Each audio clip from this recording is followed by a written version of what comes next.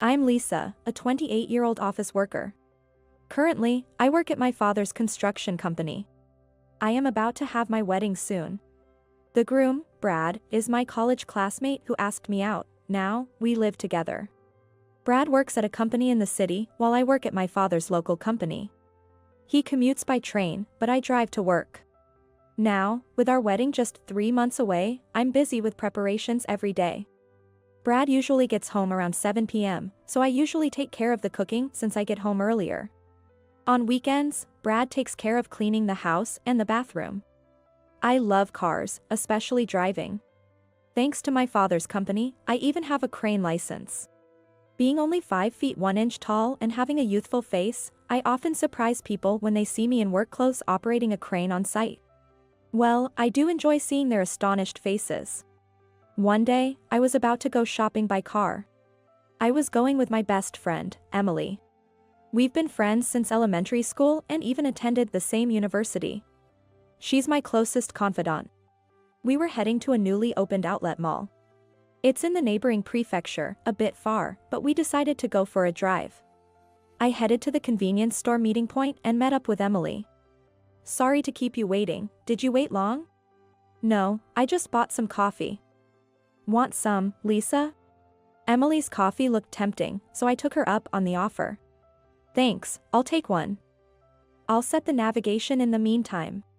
Okay. Emily cheerfully agreed and went into the convenience store. While setting the destination on the car navigation, I accidentally pressed the history button. This panel is so unresponsive. Just as I was about to switch the screen. What's this history? The history showed Hotel Lovely Chateau. What's this? Of course, I've never searched for such a place. This is my car, but Brad uses it sometimes. Brad must have used it.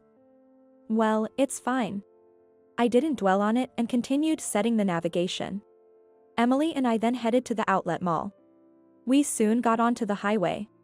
It was a nice day for a drive. Near an interchange, Emily pointed out, "Look, Hotel Lovely Chateau." Such an outdated name for a hotel, haha. Lovely Chateau, the hotel from the navigation record. I only glanced briefly as I was driving, but there was indeed a big sign for Hotel Lovely Chateau. Really outdated, haha, I laughed along, but the name being in the history did bother me. After Emily and I finished shopping, I dropped her off at her home. Alone, I reached my house and checked the car navigation history again. Searching for Hotel Lovely Chateau, it displayed the location near that interchange again. It was indeed that hotel. That hotel was unmistakably that kind of place. Why did Brad search for that hotel? I decided to keep an eye on Brad's actions. I opted to install a dashcam in my car. I mentioned it to Brad, and he agreed, saying, "Sounds good. Many cars have them nowadays, and it's good for safety. But you should pay for it since it's your car," he added. Even though the car is in my name, Brad uses it too, so I ended up getting him to pay for a part of it. The next day, after work, I drove straight to the dealer to have a dashcam installed in my car. It has cameras for the front, rear, and inside of the car. The recording time is 5 hours, and it overwrites older footage once that limit is exceeded. I also installed a GPS logger as an extra measure. This device records travel details using GPS. After Brad used the car, I checked both the dashcam footage and the GPS logger data.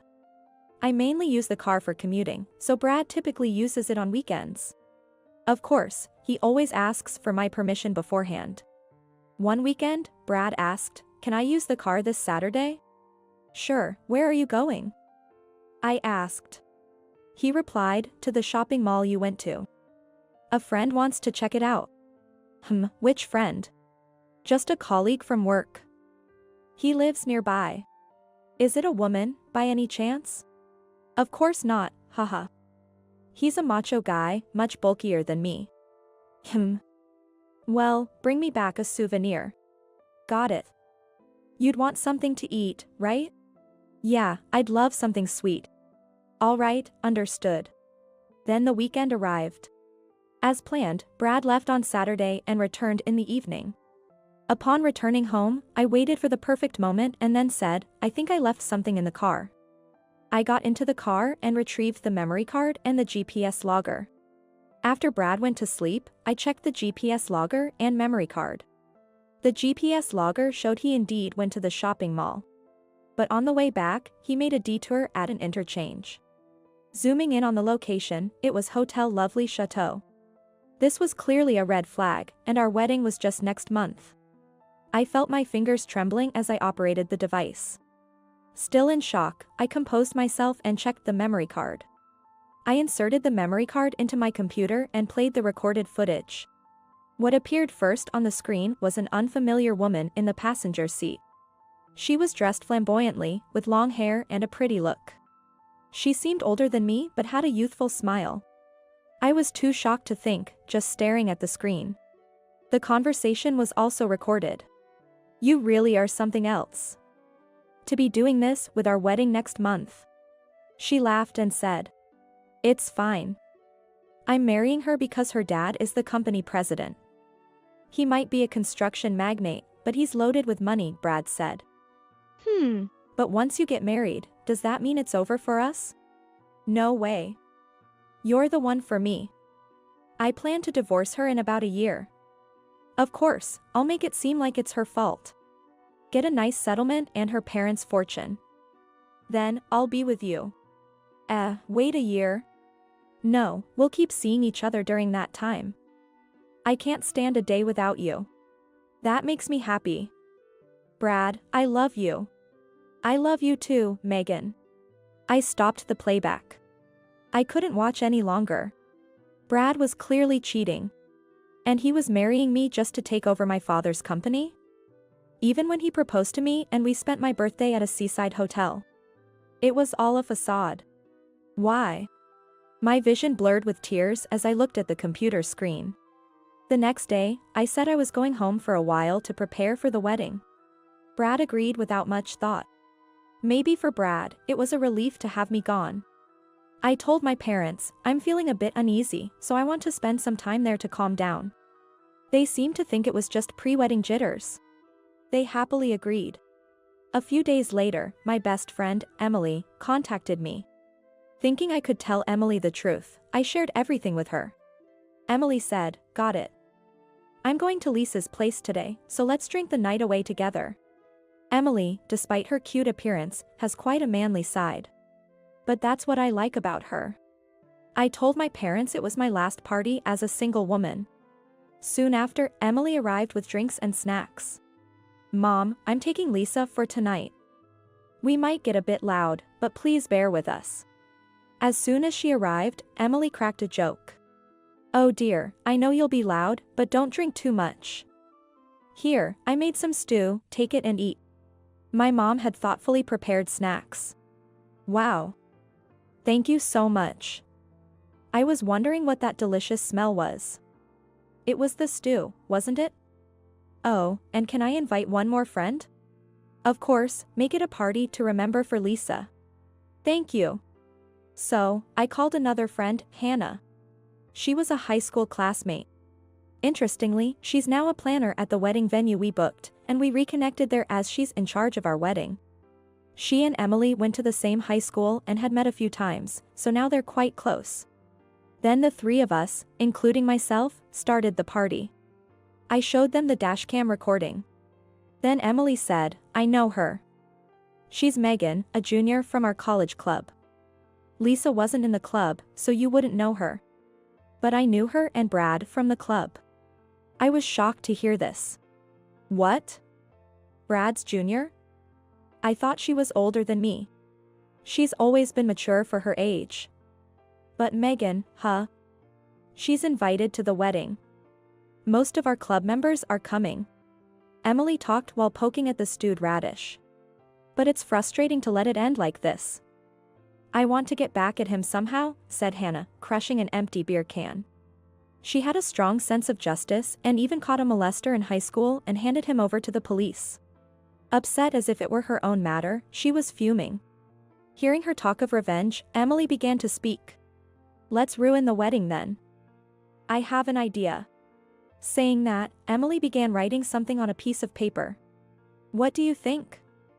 We'll need Hannah's help for this. Can you help us, thinking of it as aiding Lisa? Of course. I'm the planner for this wedding, so I can make anything happen. Having Hannah, the planner, on our side significantly increased the chances of our plan's success. Wow, that's reassuring. Hey, you two, don't drink too much. And thus, the plan was finalized. As I covered the sleeping duo with blankets, I said, "Thank you, Emily, Hannah." I had drunk too much myself, but I felt a bit relieved. The next day, I returned to Brad's place. A few days after returning home, I executed our first plan. While watching the recording, Emily had found it. One day after work, I arranged to meet Brad at the station and have dinner outside. We drove to a family restaurant in my car. After dinner, I dropped Brad off at home first and then parked the car. Then, acting utterly surprised and delighted, I went into the living room and said, "Brad, you're so sneaky. Preparing something like this without telling me." Huh? Brad made a weird noise, surprised by my sudden words. "This is a present for me, right? I found it in the car." Saying that, I showed Brad the paper bag containing a luxury brand bag. The brand's name was boldly printed on the bag. The rear window of the car was dirty, so I thought of cleaning it. When I went to get the cleaning tools from under the back seat, I found this. "Oh Brad, you were trying to surprise me by hiding it there, right?" "Sorry, I found it, haha." I feigned joy and pretended to be thrilled. That's... Brad stammered. "Eh? Is there someone else you would give something like this to?" "Haha, silly me.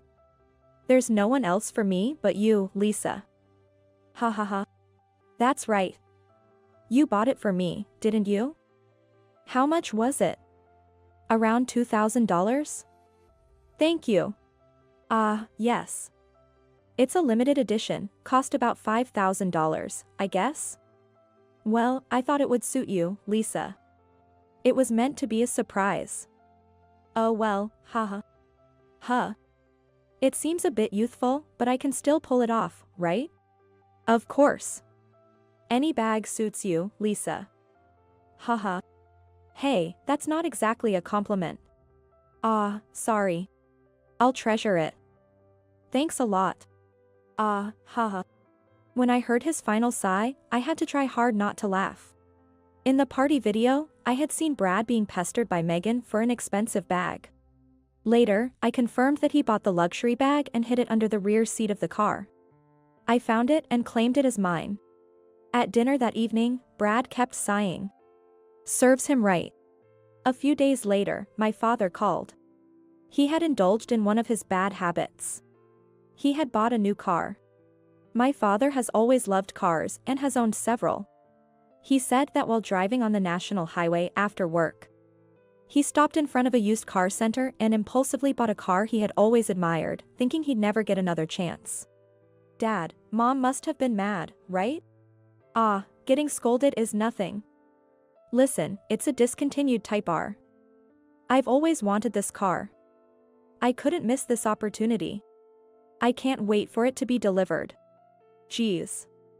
You never think about the consequences. What will you do with your current car? I'll give it to you. It's still in good shape. It's way better than these flimsy new cars. The hatchback, right? I've been getting bored of my current one, haven't I? Just sell that thing. What's the fun in driving an automatic, weak car like that? But suddenly, I had an epiphany. Okay, got it. I'll do that. Thanks, Dad. Sure. The car will be delivered next week, so come and pick it up by then. I'll have it all cleaned up for you. All right. But Dad, this has to be your last indulgence, okay? Don't say that. A man's passion never ends, haha. Yeah. Thanks though. I hung up the phone with a sly smile on my face. And a few days later, my car changed. Lisa, did you get a new car? It looks cooler than the last one. Yes. Dad bought a new car and gave me his old one. It's cooler than the previous one, right?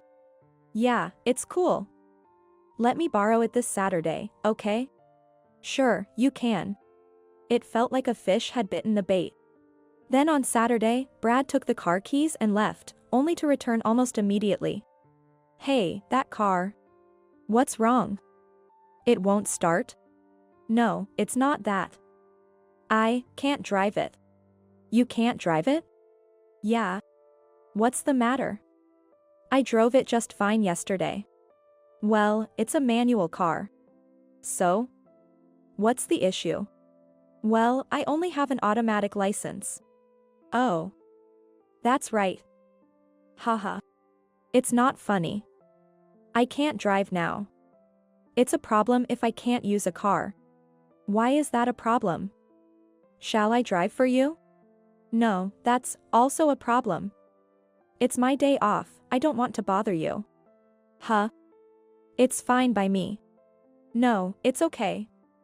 I'll manage somehow. Really? Well, have a good day then. As if he could manage. Serves him right. The car my father gave me was a manual. I have a manual license, so it's no issue for me, but Brad only has an automatic license. Legally, he can't drive that car. Not to mention, he probably wouldn't know how to drive it. I knew he used my car for dates every week. I changed the car for that very reason. It's my car, in my name, I'm free to do as I please. Another serve him right moment. Then, a week before the wedding, I received a call and was summoned to a designated place. Hello, I'm Lisa. I greeted them. Ah, Lisa. Sorry to call you out like this. The person greeted me back. No problem. So, how did it go? Well, please have a seat. I'll explain everything. I was led to a conference room and took a seat. Regarding your request. Yes, this was a detective agency. I had asked them to investigate Brad's conduct. Regarding Brad, he's definitely been unfaithful. We've secured photos and videos. Would you like to see them? Yes, please show me. He took out a laptop, inserted a USB drive, and started playing the video. There they were, walking arm in arm, flirting, and then entering a hotel. The date and time of the video showed it was from the Saturday before last, in the afternoon. The photos showed them kissing, embracing, and more. Thank you, that's enough. I collected the evidence and left the agency. Though I had suspected infidelity, confronting the stark reality was hard. I contacted Emily and Hannah to meet at a pub. We got a private room and I showed them the evidence I received that day. Then our analysis meeting began. Wow, this is quite blatant. The photos are quite something too. They both commented. I've lost all sympathy for him. Now, it's time to completely crush him. I took a big sip of my beer. Hey, Lisa, can I borrow this? Emily asked. What for, Hannah? I was supposed to make a slideshow for the bride and groom. I'll just add these in. It's easy. All right. Now, we just wait for the big day. Emily raised her beer mug, let's do this, everyone, and we toasted. Everyone worked so hard for me, and I felt so touched that I almost cried, but I held it back. Then, the big day finally arrived. On the day of the wedding, it was hectic and busy from the morning. Upon arriving at the venue, makeup started immediately, followed by hairstyling and dressing. Everything proceeded according to schedule, regardless of my personal state. When I saw myself in the mirror wearing the white wedding dress, I realized I was living the dream I had always cherished. Yet, feeling this way while wearing it brought tears to my eyes. Mom said, now, a bride shouldn't cry before the ceremony. She wiped my tears. Sorry, Mom, these aren't happy tears. The ceremony ended, and the reception began. Before entering, Hannah gave me a reassuring smile. Brad was all smiles, oblivious. I could only manage a forced smile. The reception proceeded without a hitch. Then came the time for the bride's letter to her family. The room dimmed, and only my parents and I were spotlighted. I was handed the microphone. But I didn't read the letter. Turning to the audience, I began to speak calmly. Ladies and gentlemen gathered here today, thank you for coming. Normally, I would express my farewells and gratitude to my parents. And leave with the man I love. However, the room fell silent, taken aback by my unexpected speech. Hannah gave me an okay sign from the corner of the stage. The real bride is not me. As I declared this, the room burst into murmurs. The real bride is Megan, Brad's junior from college. He told me she is his true love. I have the proof. As I finished, the spotlight moved to one person in the audience. It shone on Megan. Then, upbeat music played, and a slideshow started. It showed them holding hands, kissing, and entering a hotel, one scene after another. Then the music stopped, and the video of that particular conversation scene started playing loudly. The venue immediately became chaotic. What's going on here? The groom needs to explain himself. Amidst the shouts, I handed the microphone to a pale-faced Brad, smiled to his parents, and stepped off the stage. I was then hurriedly pulled out of the venue by Emily and Hannah. Behind me, the commotion had become uncontrollable. Still in my dress, I was led by Hannah to an unused dressing room. Emily brought my belongings and clothes, and I quickly changed and left the wedding venue. Then, Emily drove me home in her car, and I finally had a moment to breathe. We did it. Haha, we sure did. Despite causing such a ruckus, I felt surprisingly exhilarated. After the dramatic events at the wedding, I packed my things and returned to my parents' home. I was scolded quite a bit by my parents when they returned, but since Brad was the cause, it wasn't too harsh. My father took care of the aftermath. Though the wedding was almost over, it ended in a breakup, so we had to return the gifts, but everyone understood the situation. And it was resolved smoothly. Brad had it tough. His infidelity was exposed, and with the wedding ruined, his parents had to pay all the expenses. Moreover, his boss was present, so his workplace found out. He had been emailing Megan during work hours, which led to his demotion. He wasn't fired but couldn't bear the work environment after such a scandal and soon quit. Meanwhile, Megan, the other woman, obviously couldn't end up with Brad after the fiasco, and they broke up. Since we had already completed the engagement rituals, I broke off the engagement and demanded compensation from Brad for emotional distress and other expenses. Brad had spent most of his savings on the wedding preparations, so his parents covered the costs. Without any particular skills, Brad struggled to find a full-time job again. He's currently working part-time to repay his debts. Of course, I also demanded compensation from Megan. She had been disowned by her parents for bad behavior and had no savings, so she borrowed money from a shady lender. Now, she's working in the nightlife industry to pay off her debt. While it doesn't fully compensate for the emotional pain I suffered, it feels somewhat just. I took a leave of absence from work, thanks to my father's kindness, and decided to travel to Alaska. In times like these, people tend to head north rather than south. Hannah, who had also played a role in the chaos, had quit her job at the venue.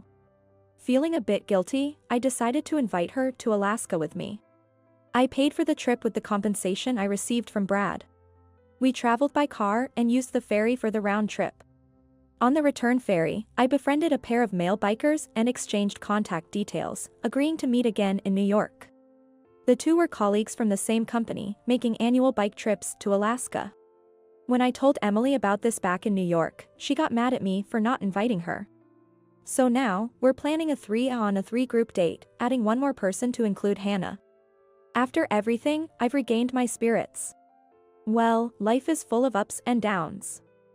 Such things happen, I tell myself, and I'm determined to keep moving forward.